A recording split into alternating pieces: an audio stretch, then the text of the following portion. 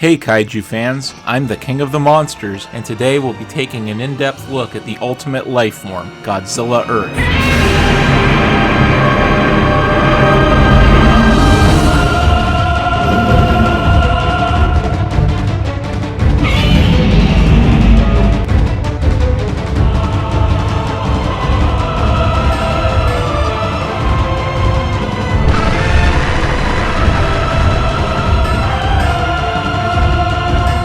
The end result of natural selection on Earth, Godzilla evolved from plant-based life to become the largest and most powerful organism in the planet's history. First emerging in 2030, he laid waste to human civilization and resisted every attempt to stop him, even methods provided by the Exif and Saludo aliens. 15,000 survivors opted to flee the Earth in search of a new homeworld in 2048. Now unopposed, Godzilla established himself as the sole ruler of Earth. He terraformed the planet to his liking, while multiple new species derived from his own genome arose. When one of the emigration ships, Aratrum, returned to Earth after 20,000 years, its occupants found their home almost unrecognizable. They attempted to carry out an operation to exterminate Godzilla and take back the planet, but only succeeded in killing Godzilla Filius, a younger subspecies. The original had evolved into an overwhelming force, the 300-meter-tall Godzilla Earth. As the Exif and Saludo pursued their own agendas, humanity began to view him as a necessary evil. Godzilla Filius' name is derived from the Latin word for sun, while Godzilla Earth's name symbolizes his dominion over the planet after 20,000 years. In contrast to all previous iterations of the character, Godzilla Earth's design was based on trees rather than reptiles. Rather than aiming for something anatomically accurate, this version was meant to be imposing. Co-director Kobun Shizuno elaborated, stating that trees are currently the largest and most widespread organisms on Earth, with the ability to live for thousands of years while typically requiring only light and water to survive. Furthermore, trees contain trace elements and generate electrons when performing photosynthesis. This influenced Godzilla Earth's electromagnetic abilities. In Shizuno's words, "We expanded from the idea of if a plant had undergone super-evolution due to its cellular structure, perhaps containing metallic elements, and its whole body became a power generator as a result. In this Planet of the Monsters, I thought Godzilla would be like a huge world tree at the center of its unique environment." The anime's other director, Hiroyuki Seshita, prepared concept sketches of Godzilla to develop the silhouette of his body. Anigoji's design was intended to take the basic silhouette of the Big G and combine it with new unique traits specific to the anime. For example, his body was made especially muscular, inspired by Kongo Rikishi statues, in order to express his sheer power and invoke the hugeness of trees, while reflecting his status as the apex lifeform on Earth and a godlike figure. There were several unique head designs created for Godzilla, each experimenting with different unique facial features, which ranged from horns to Varan-inspired facial fins. Ultimately, the designers opted to give the monster a row of spikes on his chin, which resembled a beard. Despite being a plant, he was given blue, human-like eyes to convey a sense of intelligence, such as that of a philosopher. Seshita's concept designs were organized into multiple potential interpretations by modeling supervisor Mitsunori Katama, and were then sculpted into virtual maquettes. Eiji Kawada created the texture and color for the Godzilla model, taking care to add details such as accumulated moss, dirt, and fine scratches.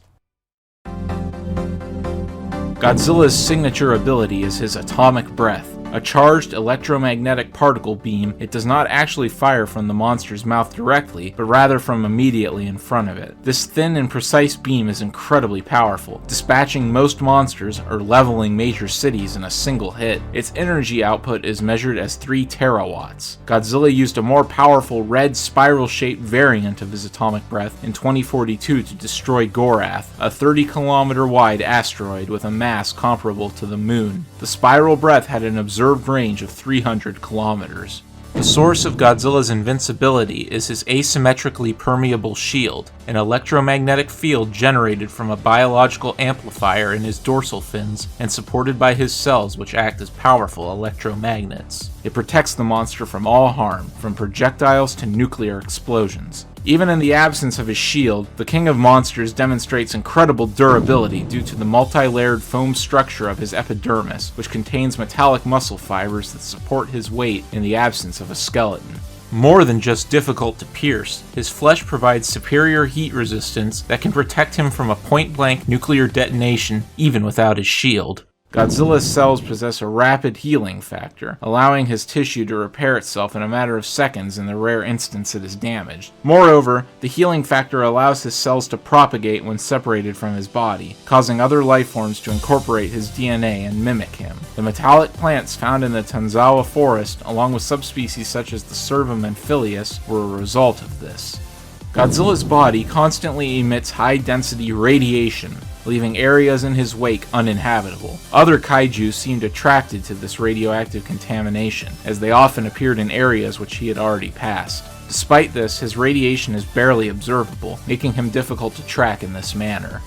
For a creature of his size, Godzilla possesses remarkable stealth capabilities. His body absorbs radio waves, so he doesn't show up on radar or other targeting systems except when firing his atomic breath. Godzilla swims incredibly quickly underwater, exceeding the speeds of the most advanced submarines of the 2040s, even evading detection from EXIF and Billasaluto technology. In his 300-meter form, Godzilla Earth demonstrates a super oscillatory wave, a resonance phenomenon he causes by roaring at an incredibly high volume, which crushes and destroys targets. Another such new ability for Earth is the Plasma Cutter, a powerful shockwave he generates by swinging his tail at speeds of Mach 3 to 4, destroying anything in its path within a 600-meter range. One swing obliterated nearly all of the United Earth's forces. Beyond the Plasma Cutter, Godzilla's tail itself is a useful appendage, acting as an additional limb that supports his massive body. While never demonstrated in the movies, the monster's tail is fully prehensile and can be extended to wrap around other objects like a tentacle, or used as a stabbing weapon due to the sharp spike on its tip. On screen, he used his tail to destroy several of the tower-like structures flanking the tunnel leading to Mechagodzilla City. Godzilla's shield must be bypassed in order for an attacker to even attempt to damage him. Mothra forced the Big G to retreat during their 2048 battle because her scales interfered with his shield and reflected his atomic breath back at him, successfully injuring him. The monster's shield temporarily collapses whenever it is deployed, presenting a brief window of attack. Haruo Sakaki's anti-Godzilla plan called for the amplifying organ in his dorsal fins to be attacked in this moment, lowering his shield long enough for EMP probes to be injected into him and overload his body with electromagnetic energy. This plan was effective against the smaller Phileas and caused him to explode, but failed against Godzilla Earth due to his having developed an adaptation that rendered it ineffective. He could convert the excess energy into heat exceeding 1000 degrees Celsius, preventing him from overloading. This kept the vultures at bay, giving him time to regenerate. Still, Belubei believed Earth's explosion could be triggered in this state if he fired his atomic breath or was struck with a high-speed impact to his dorsal fin. Haruo denied him the chance to see if he was right.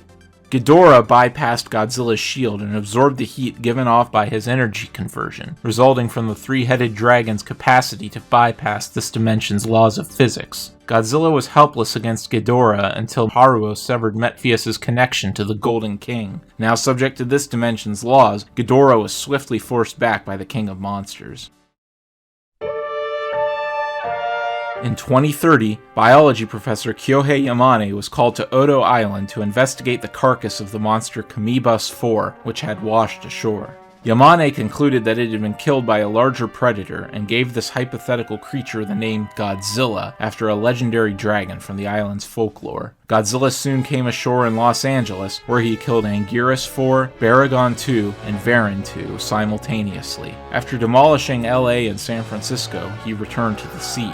The monster resurfaced on the west coast of the United States the following year, destroying Seattle and routing the military in Colorado. As he passed through the Midwest, the US government desperately hurled 150 nuclear warheads at the monster, but only succeeded in wiping multiple states off the map. Godzilla disappeared into the Gulf of Mexico until 2034, when he invaded Western Europe. After devastating Paris, monsters such as Gorosaurus and Zilla appeared in his wake to further menace the citizens of France. The same month Godzilla departed Western Europe, the larval Batra emerged from his sleep in South America. Sensing each other's presence, they battled at least twice, with the Big G ultimately proving victorious. Detecting the approach of the Gorath asteroid, Godzilla vanished into the Arctic Ocean to store up enough energy to destroy it before it struck Earth. Finally, in 2042, he emerged from the Arctic ice and obliterated the asteroid with a more powerful crimson spiral-shaped version of his atomic breath. Over the next 2 years, the King of Monsters became increasingly active and targeted the United Earth more directly. Multiple attempts to stop him, ranging from Operation Great Wall to the Bilisaluto weapon Mechagodzilla, did little to stop him, or failed utterly.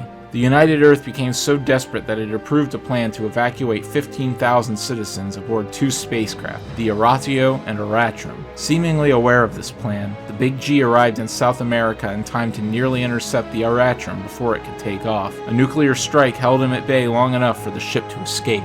Godzilla turned his attention to the remnants of the United Earth left behind, who walled themselves in Buenaventura. Upon reaching the Colombian city, he was confronted by Mothra, who forced him to retreat by reflecting his own atomic breath back at him. Mothra worked with the remnants to relocate her eggs to Japan to defend future generations of humanity there, but Godzilla caught the transport at sea. Mothra held him off long enough to ensure the success of Operation Cradle, but at the cost of her own life. After finding its destination of Tau-E uninhabitable, the Oratrum used its warp drives to return to Earth, where 20,000 years had now passed. Terraformed by Godzilla, the planet was barely recognizable, while the King of Monsters was still active in what was once Japan. Captain Haruo Sakaki, who blamed the monster for the deaths of his parents, presented a plan to kill him and allow humanity to reclaim the Earth. Following the successful carrying out of this strategy, the United Earth pieced together that the monster they killed was not the same Godzilla who had driven them from the Earth so long ago. It was a smaller subspecies formed from his cell division. The original, now grown into the 300-meter Godzilla Earth, erupted from the ground moments later and effortlessly wiped out the United Earth's forces. Haruo and many of the other survivors of Godzilla Earth's attack were rescued by the Hotuo, descendants of the humans who had relocated to Japan with Mothra's egg. After learning that the Hotuo were harvesting nanometal, the metal used to build Mechagodzilla, from a nearby location, the surviving soldiers made their way to the foot of Mount Fuji to recover enough to combat Godzilla. What they found instead was Mechagodzilla City, the result of MG's surviving nanometal remaining active for 20 millennia and rebuilding its production facility. The Bilisaluto took command of the city and converted it into a Godzilla execution device, which could carry out Haruo's plan on a large enough scale to be effective against the 300-meter King of Destruction. As preparations were nearly complete, the monster located Mechagodzilla City and began approaching it. Haruo, Master Sergeant Yuko Tani, and Major Rilu Elu Belube distracted Godzilla using flying mechs called vultures and lured him to a trap point where he was dropped into a tunnel leading directly to the city. The monster progressed through it until liquid nanometal immobilized him. Once his shield collapsed, Mechagodzilla City's railguns destroyed his dorsal fins. EMP harpoons were launched into his back, overloading him with electromagnetic energy. Rather than explode as Phileas had, Godzilla Earth began glowing bright red and emitting intense heat. He'd adapted to convert the excess energy into heat, meaning the vultures now had to ram his dorsal plate from the atmosphere to attempt to get him to explode. However, Haruo learned that the Bilisaluto intended to use Mechagodzilla City's nanometal to assimilate the entire planet, and made the decision to destroy its control room instead. This allowed Godzilla to recover and promptly destroy the rest of the city with his atomic breath. After Mechagodzilla City's failure, Exif Archbishop Metphius began to appeal to a higher power to vanquish Godzilla, the Exif god, Ghidorah. Upon gathering a cult-like following, he carried out a ritual to summon Ghidorah into this dimension. The three-headed energy entity's first action was to destroy the Oratrum in orbit, killing all aboard before descending to the Earth. Godzilla confronted him, but his atomic breath inexplicably curved around his body. Furthermore, none of his physical attacks could connect with Ghidorah, while Ghidorah bypassed Godzilla's shield in biting him. The King of Monsters proceeded to be lifted into the air, and when he attempted to convert his energy into heat, Ghidorah simply absorbed it. Haruo realized that Metphius was behind this and confronted him, managing to escape his psychic influence and shatter the Garbatrium bead connecting the Exif to Ghidorah. The higher dimensional monster became subject to this dimension's physics and released Godzilla, who did not hesitate to dispatch him back to the void from whence he came. Haruo grew to realize that humanity had a second chance to embrace the Hotua's way of life and live in harmony with nature, therefore no longer incurring Godzilla's wrath. But for as long as Haruo lived, the desire for vengeance would remain, and the cycle of destruction threatened to begin anew. Taking matters into his own hands, Haruo flew the last vulture, containing all remaining traces of nanometal, directly at Godzilla. He fired his atomic breath at the vulture, which exploded, burning away the last remnant of humanity's past. Onigoji's sole video game appearance as of this video's release was in an event for the mobile RPG Eternal Linkage. Servum served as end-of-level bosses, leading up to Phileas in the final chapter, with Godzilla Earth relegated to a summon. Godzilla Earth is by far and away the tallest kaiju in the franchise, putting a swift end to the height competition the 2014 and 2016 incarnations kicked off. He is also the heaviest version at 100,000 metric tons, surpassing the 92,000 metric ton weight of Shin's fourth form. However, he is not the heaviest kaiju in the franchise. On the flip side, Godzilla Earth's initial, and Phileas' current, 50-meter height is tied with the original and Showa G's for the second shortest Godzilla, only surpassing Shin's second form. His initial weight of 10,000 metric tons also makes him the second lightest Goji incarnation to appear in a film, only outweighing the TriStar version. That's all, folks.